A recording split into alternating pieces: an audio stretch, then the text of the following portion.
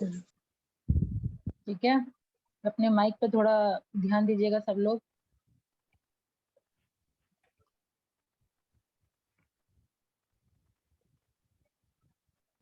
चलिए, last class में हम लोग डिस्कशन कर रहे थे कॉर्पोरेट रीस्ट्रक्चरिंग, है ना। सब लोग देख लिए थे, नोट्स भी बन गया था सबका। कोई दिक्कत परेशानी कॉर्पोरेट रीस्ट्रक्चरिंग में किसी को?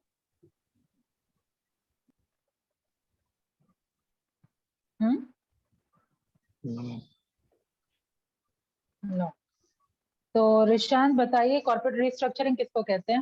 What is corporate restructuring? Yes ma'am. Ma'am corporate restructuring organisation करते हैं अपने मतलब बिजनेस ऑपरेशन को कंटिन्यू करने के लिए, और उसके बाद फिर मतलब कॉस्ट कटिंग के लिए। और इसका मेन रीजन होता है मैम एक्सपेंशन, ग्रोथ, और उसके बाद फिर टैक्स एडवांटेज, ग्लोबल कंपटीशन, ये सब मैम। नीरज, नीरज आवाज आ रही है?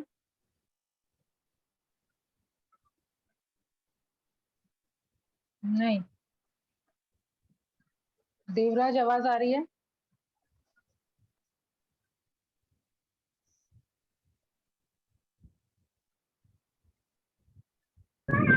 Yes ma'am. बताइए, कॉर्पोरेट रीस्ट्रक्चरिंग ऑर्गेनिक ग्रोथ है या इनऑर्गेनिक ग्रोथ है?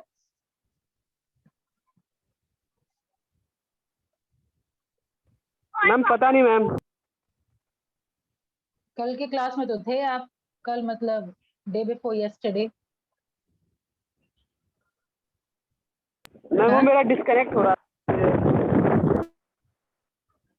ठीक है, अभी भी जो कंडीशन है, आपके कॉपी किताब वगैरह लेके तो बैठे हैं नहीं, छत पे हैं? यस मैम, अभी जा रहा हूँ नीचे। मौसम का मजा लीजिए आप। बताइए वर्षा, इनऑर्गेनिक ग्रोथ है या फिर organic growth? Ma'am inorganic growth है ये। क्या होता है ऑर्गेनिक और inorganic growth? Ma'am organic growth कहने का मतलब जो इंटरनली कुछ चेंजेस करते हैं, जैसे एम्प्लॉयज ग्रोथ हो गया, और फिर रूल्स एंड रेगुलेशंस में चेंजेस लाना। और मैम इसको बिजनेस रिस्ट्रक्चरिंग भी बोला जाता है। और इनऑर्गेनिक मैम लाइक एक्सटर्नली जो चेंजेस करते हैं, इसमें ऑनरशिप चेंज होता है। मैम इसमें इसी को कॉर्पोरेट रिस्ट्रक्चरिंग बोला जाता है। और मैम इसका एग्जांपल बताई थी, जैसे टाटा ने एक्वायर किया जैगुआर को। बहुत सारे एग्जांपल ले सकते हैं। फ्लिपकार्ट और मिंत्रा का भी हम लोगों ने डिस्कशन किया था। फेसबुक व्हाट्सएप को कर रही है, इंस्टाग्राम को कर रही है ना। ये सब क्या हुआ? कॉर्पोरेट रीस्ट्रक्चरिंग हुआ। ठीक है, और कुछ बचा रिवीजन के लिए? रीजंस तो बता ही दिया रेशान, क्यों करते हैं हम लोग। और कुछ डिस्कशन हुआ था लास्ट क्लास में? और कुछ डिस्कशन हुआ था? हाँ, टाइप्स बताइए, कितने टाइप्स का corporate restructuring? Hrithik, role 4।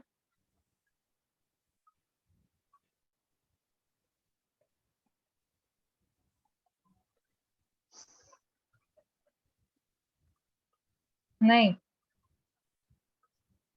Vikram, विशाल? मैम क्लास हम नहीं किए थे, मम्मी का पॉजिटिव निकल गया हुआ तो मम्मी का टेक केयर कर रहे हैं मैम। ठीक है, बताइए जानवी, कितने टाइप्स का ma'am two corporate types. Restructuring? Ma'am two types, financial and organisational. Financial क्या होता है और ऑर्गेनाइजेशनल क्या होता है? मैम फाइनेंशियल में मैम उस रिगार्डिंग एथिक्स लिए जाते हैं। अगर कोई सेल्स में ओवरफॉल हो मैम, उसी के लिए मैम ये फाइनेंशियल रिस्ट्रक्चरिंग होती है। और मार्केट में अपनी प्रॉफिटेबिलिटी मैम बनाए रखने के लिए, और मार्केट पोजीशन को हायर करने के लिए। मैम अगर सेल में कोई डाउन मैम अगर सेल में कोई डाउनफॉल होता है मैम,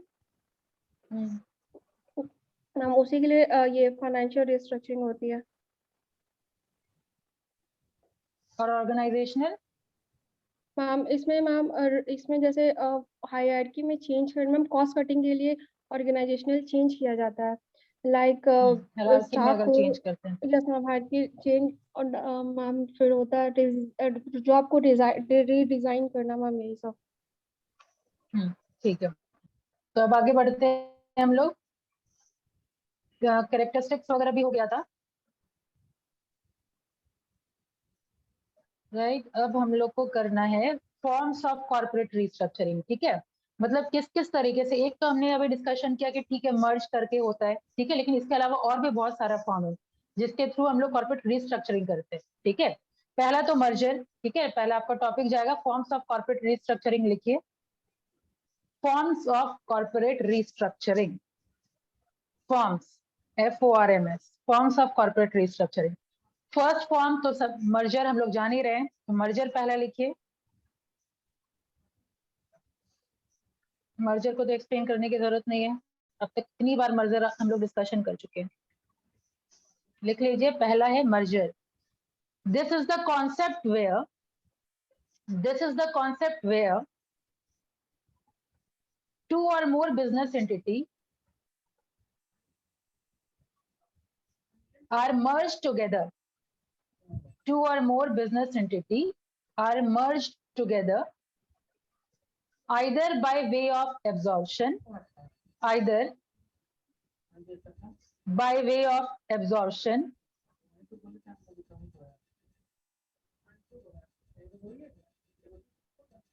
किसी का अनम्यूटेड है क्या?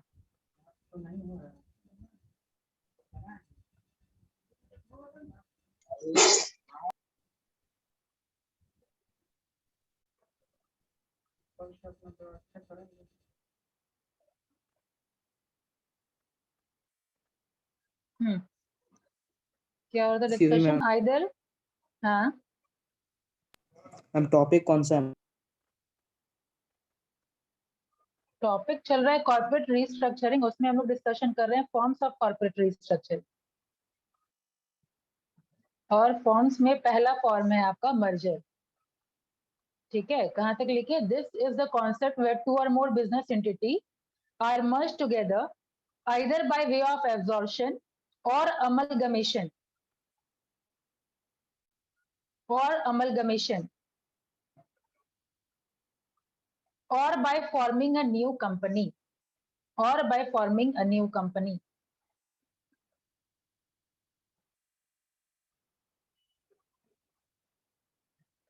ठीक है, देखिए ये सब हम लोग बेसिकली इंटरचेंजेबली यूज करते हैं। मर्जर हो गया, एक्विजिशन हो गया, अमलगमेशन हुआ, सबका मतलब मिलना ये जानते हैं हम लोग, लेकिन थोड़ा सा माइनर डिफरेंस है। मर्जर और एक्विजिशन तो हम लोग डिस्कशन कर चुके थे कॉर्पोरेट स्ट्रेटेजी वाले चैप्टर में, किसी को याद है मर्जर और एक्विजिशन में क्या डिफरेंस है? मैम एक्विजिशन में ये हो जाता, एक मिनट रुक बोलो जाइए। वर्ष, बोलो वर्ष। नहीं, मैम वर्षा तो बोल ही एक्विजिशन में लेगी। एक मिनट वर्षा। प्रिया थोड़ा आप एक्टिव होइए, बहुत दिन से सो रहे हैं आप, कुछ बोलिए आप भी।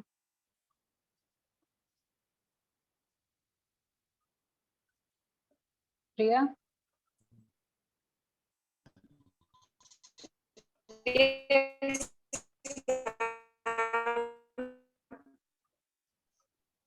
समझ गई, रहने दीजिए।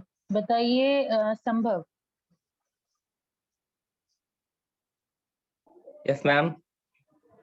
मर्जर और एक्विजिशन में डिफरेंस क्या है? मैम याद नहीं मैम। कब तक चलेगा ऐसे? रिवीजन नहीं कर रहे मैम। आकांक्षा बताइए, म्यूट कर लीजिए।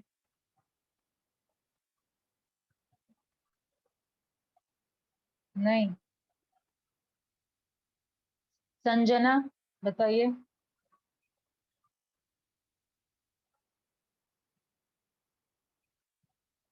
Sanjana, yes ma'am. आंसर बताइए। नहीं पता है। क्यों नहीं पढ़ाई हुआ है? हुआ तो फिर रागिनी, रेशियो तो बहुत अच्छा है, नहीं बताने वालों का। Ragini, yes ma'am. Ma'am merger वो होता है जैसे कंपनी एक्स है और वाई है, तो दोनों मिक्स होके कंपनी एक्स वाई बना लिए। और एक्विजिशन होता है कि मतलब मर्जर में दोनों कंपनी का एग्जिस्टेंस होता है, और एक्विजिशन में मतलब एक्स और वाई कंपनी है जो दोनों कंबाइंड हो गई, तो मतलब या तो एक्स का ही एग्जिस्टेंस रहेगा या फिर वाई का ही रहेगा, दोनों में से किसी एक ही कंपनी का एग्जिस्टेंस बचता है। और वो एक कंपनी स्ट्रॉन्गर कंपनी होती है, ठीक है। कोई एक का एग्जिस्टेंस बचता है, लेकिन जो स्ट्रॉन्गर है उसका एग्जिस्टेंस होगा, वीकर का अस्तित्व खत्म हो जाता है, ठीक है। अब यही अमलगमेशन, फिर ये जो नया टर्म है, अमलगमेशन का मतलब भी मिलना ही होता है, लेकिन यहाँ पे क्या होता है, दो कंपनी मिलकर के कोई नई कंपनी फॉर्म हो जाती है, एक्स और वाई मिली तो बन गई मान लीजिए जेड, ठीक है। तो ये हो गया अमलगमेशन। तो जनरली क्या होता है, हम लोग टर्म इंटरचेंजेबली यूज करते हैं, लेकिन ये छोटा सा माइनर सा डिफरेंस है सब तीनों टर्म में, ठीक है। कि ये मर्जर क्या है आप बता चुके, एक्विजिशन क्या है बता चुके, अमलगमेशन क्या है, एक्स और वाई मिलकर के तीसरा नाम का कंपनी जेड खुल गया, ठीक है, दैट इज अमलगमेशन। क्लियर है? अब आगे बढ़िए। Amalgamation or by forming a new company, यहां तक आप लोगों ने लिखा। अब फुल स्टॉप के बाद लिखिए द मर्जर। अंकित का मैसेज है difference between merger and amalgamation, वही तो बताया मैंने अभी। मर्जर में क्या हुआ, एक्स और वाई मिलके एक्स वाई दोनों का नाम रह गया ना। अमलगमेशन में क्या हुआ ना, एक्स का नाम रहा ना, वाई का नाम रहा, नया ही एग्जिस्टेंस हो गया, नया ही कंपनी बन गया, ए और बी मिलकर के सी बन गया, ठीक है अंकित। मैम किसी एक का तो उस पे एग्जिस्टेंस रहेगा ना, चाहे ए करे चाहे बी करे। नाम, हाँ नाम मैं बोल रही हूँ, नाम हो गया। जैसे देखिए हीरो होंडा जो मर्ज हुआ था, तो हीरो होंडा दोनों नाम रहा था ना, है कि नहीं? Yes ma'am. और ऐसे अगर दो कंपनी मिल करके दोनों में से किसी का नाम नहीं रहे, तीसरा नाम अगर बन जाए, ए और बी अगर मिल गई, तीसरा नाम सी बन गया, तो वो हो जाएगा अमलगमेशन, ठीक है Ankit. Yes ma'am. Maruti Suzuki का भी ले सकते हैं मैम। हाँ ये भी दो अलग अलग कंपनी है, ठीक है। अभी आपको देखिए बहुत सारा अभी जैसे मर्जर पढ़े हैं ना, आगे हम लोग ज्वाइंट वेंचर पढ़ेंगे, तो ज्वाइंट वेंचर भी लगेगा कि दोनों मर्ज किया हुआ है। तो माइनर माइनर डिफरेंस बस मैं पिक करके आपको बता रही हूँ ताकि कंफ्यूजन ना हो। जैसे अगर मैं हीरो और होंडा का, अगर मैं एग्जाम, म्यूट कर लीजिए जिधर से भी आवाज आ रही है, हीरो और होंडा का अगर मैं एग्जाम्पल,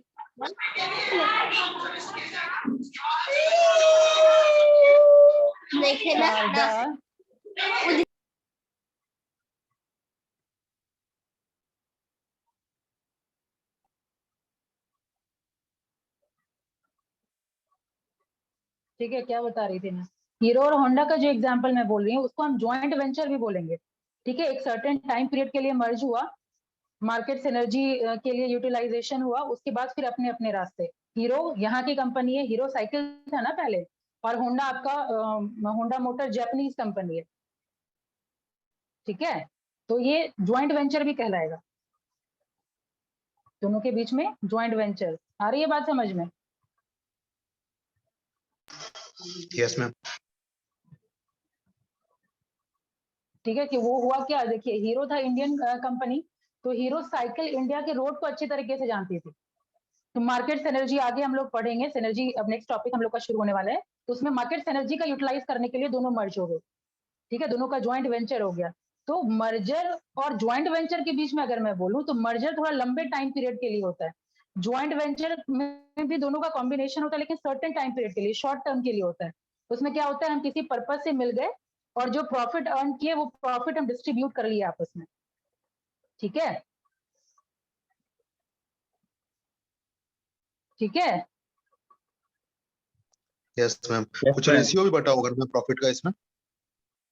हाँ रेशियो पहले से ही हो जाता है कि इतने रेशियो में डिस्ट्रीब्यूशन होगा, या फिर जब प्रॉफिट आएगा तब डिस्ट्रीब्यूशन होगा, रेशियो तो होता ही है डिसाइड, तो फिर डिस्ट्रीब्यूशन होगा कैसे अगर डिसाइड नहीं होगा तो, ठीक है। अब आगे बढ़े। Yes ma'am. Last line of merger का लिख लीजिए फुल स्टॉप के बाद, the merger of to or more business entity, the merger of two or more business entities are generally done by are generally done by exchange of securities between the acquiring and the target company.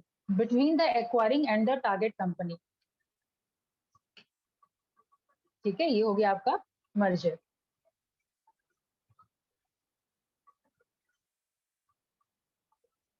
Done.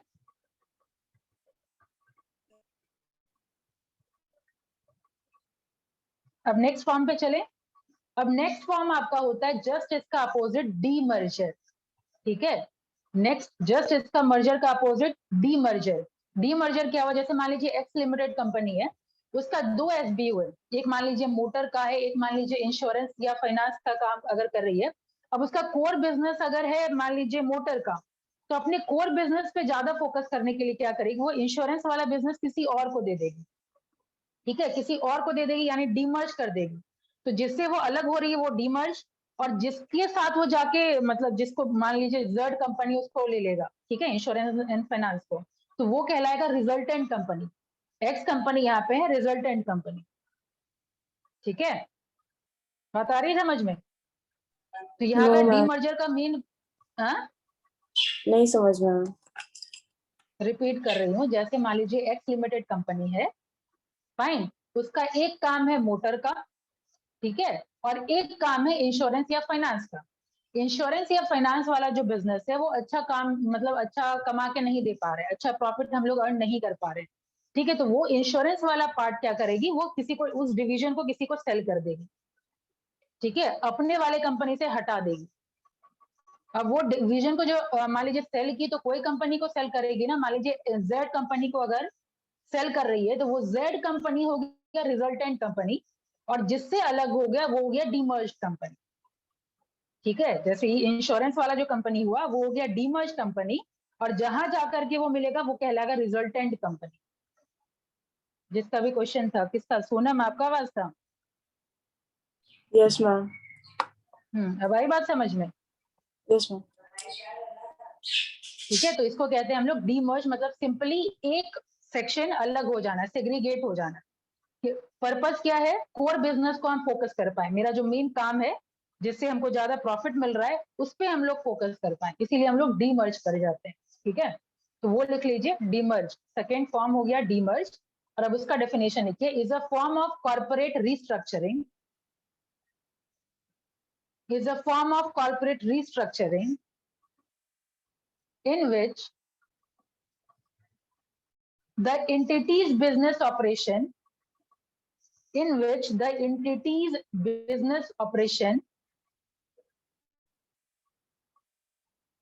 are segregated into one or more component.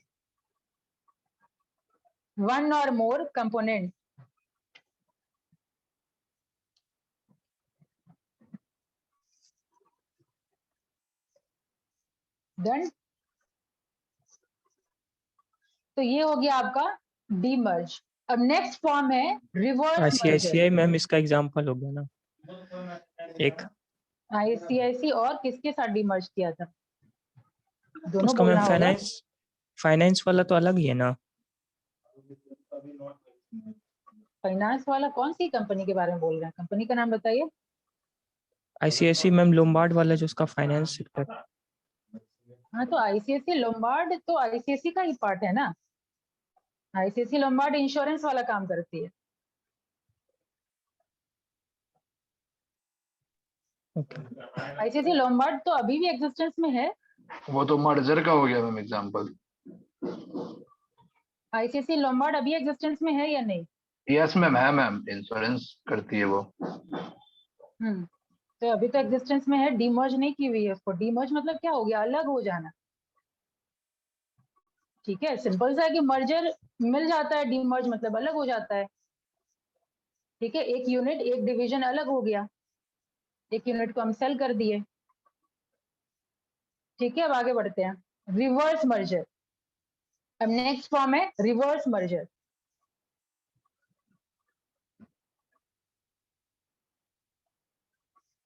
तो reverse merger क्या हुआ, देखिए इसका basically main मकसद क्या होता है, जैसे प्राइवेट कंपनी कोई ज्यादा मतलब बड़ी है, ज्यादा स्ट्रांग है, तो अपना पब्लिक कंपनी में कन्वर्ट होना चाहती है, तो पब्लिक कंपनी में कन्वर्ट होने के लिए बहुत ज्यादा कंप्लायंसेस वर्क करना होता है।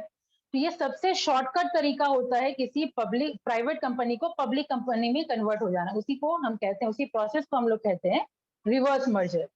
ठीक है, जैसे मान लीजिए इसमें एग्जांपल जैसे आप ले रहे हैं फाइनेंस का ही अगर मैं एग्जांपल लूं, बजाज फाइनेंस, बजाज का अच्छा खासा रुतबा है, ब्रांड है, ठीक है, लेकिन यही आप ले लीजिए आरबीएल जो बैंक है, आरबीएल बैंक के पास बैंक का लाइसेंस है, लेकिन बजाज फाइनेंस के पास बैंक का लाइसेंस नहीं है। ठीक है, तो ये इसके साथ मर्ज कर दी, मतलब बाकी वो जो लाइसेंस वगैरह लेने में जितना भी कंप्लायंसेस वर्क करना होता है वो नहीं करना पड़ेगा, दैट इज रिवर्स मर्जर। ठीक है, या फिर एक और एस्पेक्ट उसका देखिए, पहला तो एस्पेक्ट हो गया कि हम प्राइवेट कंपनी अगर कन्वर्ट होना चाहती है पब्लिक कंपनी में, तो ये सबसे शॉर्टकट तरीका है रिवर्स मर्जर का, पहला। दूसरा, अगर वीकर कंपनी मर्ज हो जाती है स्ट्रॉन्गर कंपनी में, ठीक है, तो इसको भी हम रिवर्स मर्जर करते हैं। अब मान लीजिए जो पेरेंट कंपनी है वो सब्सिडियरी कंपनी के साथ जाके मर्ज कर जाए, ठीक है, again this is reverse merger. ठीक है, तो ये सारा एस्पेक्ट हो गया रिवर्स मर्जर का। पेरेंट वीकर कंपनी अगर मर्ज हो जाए स्ट्रॉन्गर कंपनी के साथ, प्राइवेट कंपनी अगर पब्लिक कंपनी में कन्वर्ट होना चाहे तो ये, या फिर पेरेंट कंपनी सब्सिडियरी के साथ मर्ज कर जाए। ठीक है, तो इस टाइप का अगर मर्जर हो रहा है तो उसको हम लोग कहते हैं रिवर्स मर्जर। ठीक है, लिख लीजिए, reverse merger in this strategy,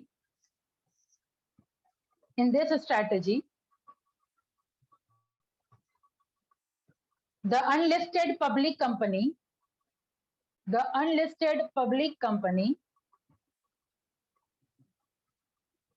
have the opportunity to convert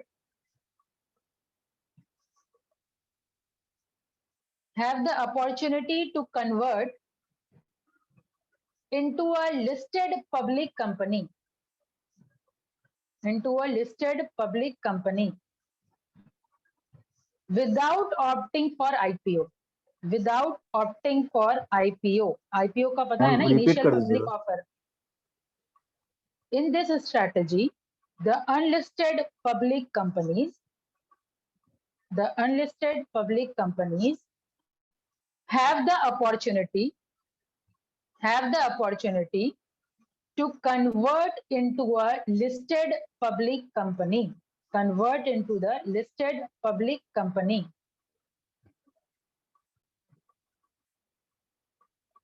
without opting for IPO, IPO का मतलब पता है, initial public offer, initial public offering, हाँ मतलब पता है, फर्स्ट टाइम शेयर इशू करती है मैम। हाँ, फर्स्ट टाइम पब्लिक कंपनी अगर फर्स्ट टाइम शेयर इशू करती है मार्केट में तो उसको हम लोग कहते हैं आईपीओ, इनिशियल पब्लिक ऑफर। नाम बता रहा है ना, फुल फॉर्म ही बता रहा है, इनिशियल पब्लिक ऑफर, यानी पहली बार जब हम पब्लिक के लिए कोई ऑफर दे रहे हैं। ठीक है, बस आपको ये जाने कि ये प्राइवेट कॉर्पोरेशन करती है, फाइन, फर्स्ट टाइम जब पब्लिक के लिए शेयर इशू। बताइए मैम, आप बोली कि वीकर कंपनी जाके स्ट्रॉन्गर कंपनी से जाके मर्ज कर जाएगी, तो मैम जो स्ट्रॉन्गर कंपनी है वो एक्विजिशन के थ्रू एक्वायर क्यों नहीं कर सकती वीकर कंपनी को, मर्जी क्यों करेगी? स्ट्रॉन्गर कंपनी का पर्सनल एंटिटी रह जाएगा फिर अगर एक्विजिशन के थ्रू जाएंगे तो।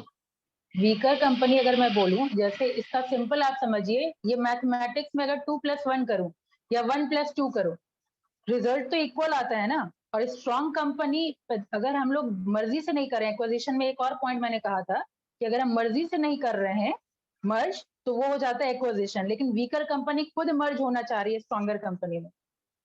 ठीक है, वीकर कंपनी खुद मर्ज होना चाह रही है स्ट्रॉन्गर कंपनी, और स्ट्रॉन्गर कंपनी को भी कोई ऐतराज नहीं है क्योंकि टैक्स बेनिफिट उसको मिलेगा।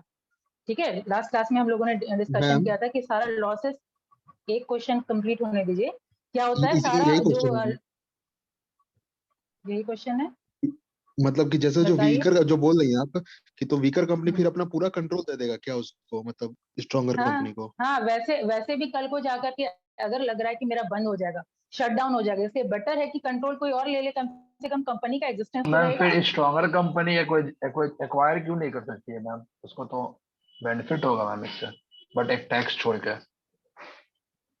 बेनिफिट जैसे कि आपके दिमाग में क्या चल रहा है बताइए? मैम अगर स्ट्रॉन्गर कंपनी उसको एक्वायर करती है मैम, तो उसका पर्सनल एंटिटी बच रह जाएगा किसी के साथ, अगर वो मतलब दूसरे कंपनी जो भी कर उसका तो एंटिटी हट जाएगा मैम, तो ये बेनिफिट ही होगा ना मैम स्ट्रॉन्गर कंपनी को। इसीलिए तो मैं बोल रही हूँ कि 2+1 करे या 1, इसी तो मैथमेटिक्स में लाई मैं आपको, यहाँ रिजल्टेंट सेम होगा, रिजल्टेंट यहाँ पे सेम होगा, 2+1 करे या 1+2 करे, रिजल्टेंट विल बी सेम। ठीक है, इसीलिए कोई ऐतराज नहीं होता है किसी को भी, ना वीकर कंपनी को ऐतराज होता है ना स्ट्रॉन्गर कंपनी को ऐतराज होता है। प्रॉफिट में तो शेयर मिलेगा, कल को हम डूब जाएंगे, बंद हो जाएंगे, इससे बेटर है कि प्रॉफिट में शेयर मिलेगा, हम लोग का जो एग्जिस्टेंस है कंपनी का वो रहेगा। मैम अगर एक्वायर करती तो स्ट्रॉन्गर कंपनी पूरा प्रॉफिट भी तो लेती ma'am.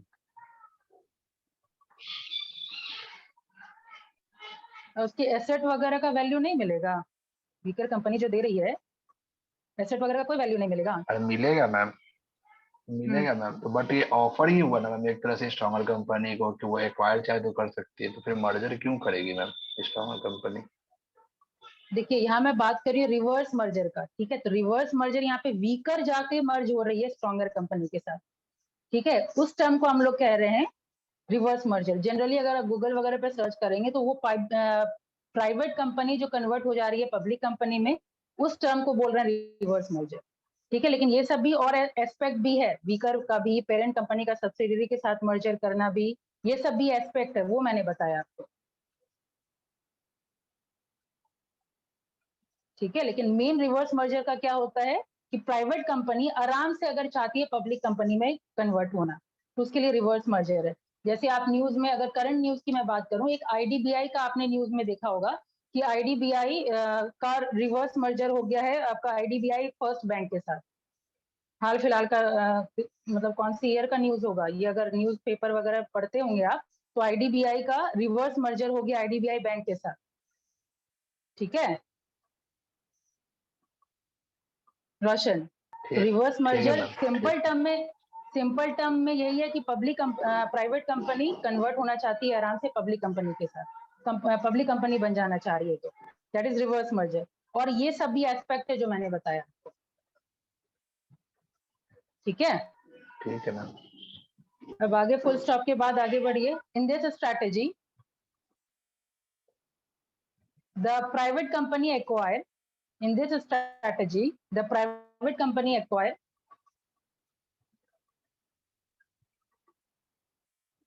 a majority shareholding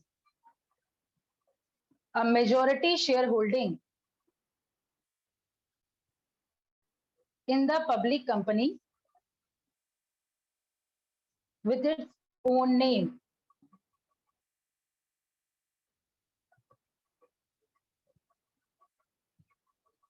with its own name। अब नेक्स्ट देखिए डिसइन्वेस्टमेंट, नेक्स्ट फॉर्म है डिसइन्वेस्टमेंट। डिसइन्वेस्टमेंट तो हम लोग पहले ही डिस्कशन कर लिए कॉर्पोरेट स्ट्रैटेजी वाले चैप्टर में। डिसइन्वेस्टमेंट का एक और नाम होता है डाइवेस्टीचर, DIVESTITURE, डाइवेस्टर। किसी को याद है? लिखिए, when a corporate entity sells out, when a corporate entity sells out or liquidates an asset or subsidiary, an asset or subsidiary,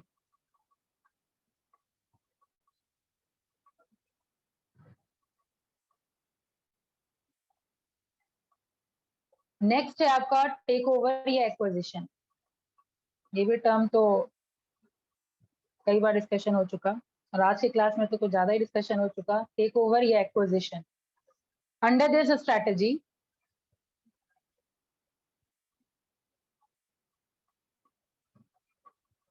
the acquiring company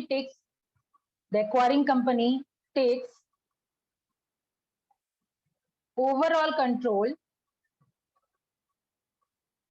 of the target company. Under this strategy, the acquiring company takes overall control of the target company.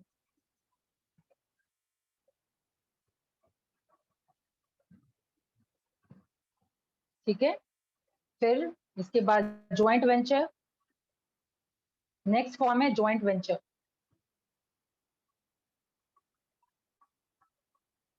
Under this strategy an entity is formed by two or more company. The entity is formed by two or more companies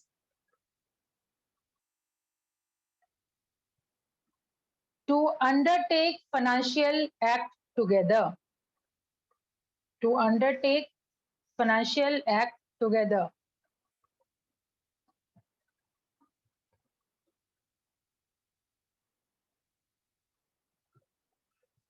Full stop. The entity created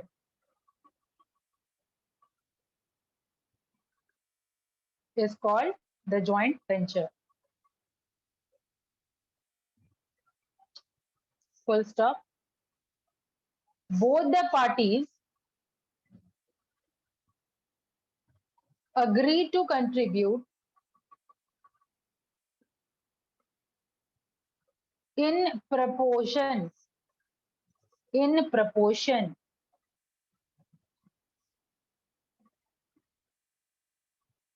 as agreed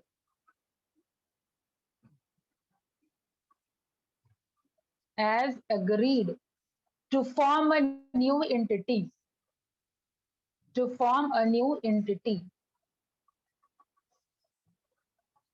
and also share the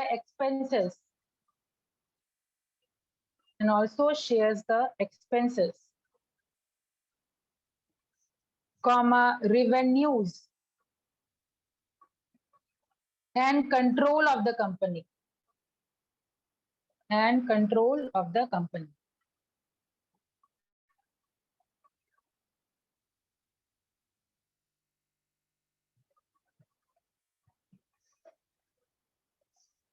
next है आपका strategic alliance.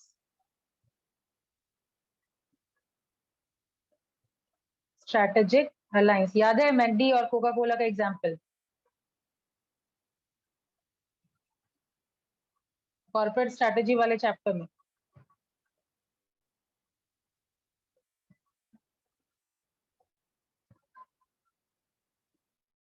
Yes ma'am. नहीं, yes ma'am.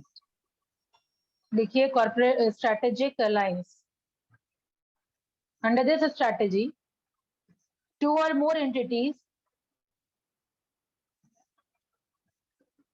enter into an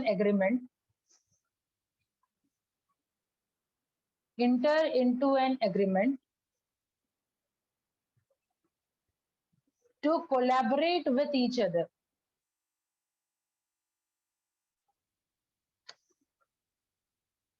in order to achieve certain objectives.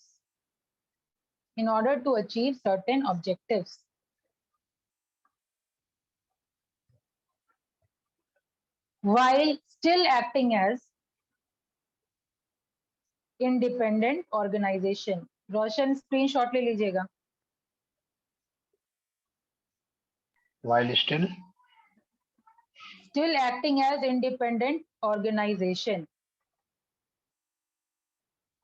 है ना। McD का अस्तित्व रहेगा, Coca Cola का भी अस्तित्व रहेगा, लेकिन मैकडी में अगर कोका कोला बिकेगा तो उसका कमीशन मैकडी को भी मिलेगा। कोका कोला अगर बिका मैकडी में तो कमीशन मैकडी लेगा, ठीक है। That is independent, still acting as an independent organisation. कोई किसी की कंपनी नहीं है, किसी का किसी के ऊपर कंट्रोल नहीं है, ठीक है। सर्टेन एग्रीमेंट है, वो एग्रीमेंट पूरा हुआ, फिर दोनों अपने अपने रास्ते।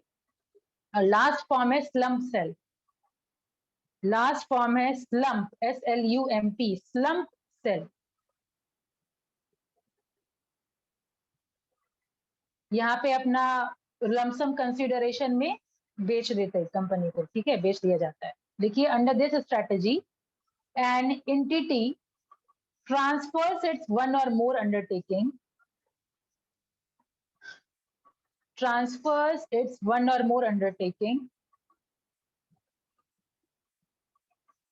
for lump sum consideration for lump sum consideration.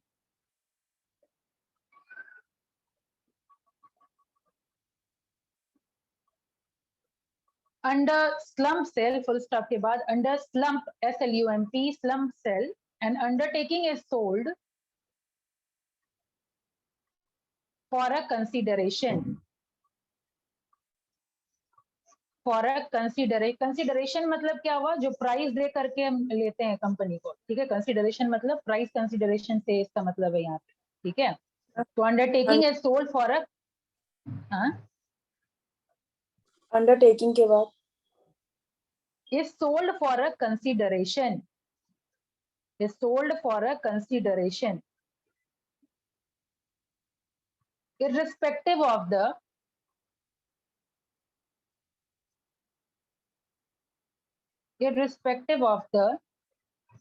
individual value of the assets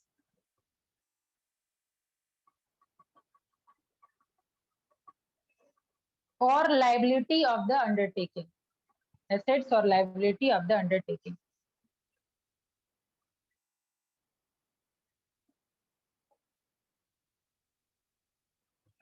हो गया।